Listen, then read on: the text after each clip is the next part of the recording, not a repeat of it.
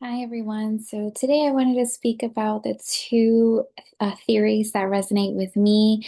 Um, One of them being behavioral and the trait perspective, because it looks at how a manager or a leader isn't just basing their qualities off of what they say who they are, and it looks at what they actually do.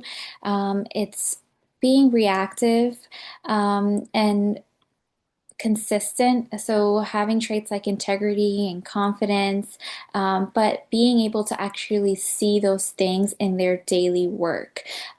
So if they don't communicate clearly or they don't support their team, then it doesn't really mean anything to have that type of confidence or to say that you have confidence. One thing that I can say that where I saw this in effect was when I worked at Walgreens. I had a manager who was very confident when she met with higher leadership, but when it came to meeting with her team, she gave poor instructions. All the workflow just wasn't effective, and it yielded poor results, low customer satisfaction, high turnaround with employees. So this is an example of a leader who said they were one way and unfortunately behaved in a different light. Now, I also wanted to speak about situational theory because it it's a real life approach. It means that we're looking at the qualities of each employee on an individual level.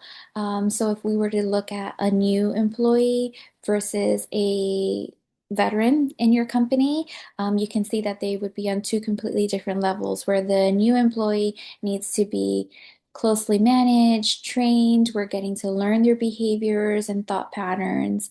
We're thinking about their training and the questions that they have as they're learning the ins and outs of your business versus a veteran employee who knows how to do their job, but they may have other questions that come about, or they may find issues with the current workflow and want to propose some changes and how you would manage those employees. So being able to look at people on an individual basis and determine their needs, that's where that approach or that theory would come to light. Um, Now, when we think about those two theories together, you may think, okay, well, that sounds a little inconsistent, but not necessarily, because it just shows that leadership is a responsive um, role, right? We're thinking about how these approaches can ground you as a leader and keep you adaptable because business changes, people change, and a true leader, a good manager is someone who can adapt to those. And it's just thinking about how they can come effect in the real life, not just textbook theories per se, but how we can put those together to work with real life people to make our businesses grow and flourish.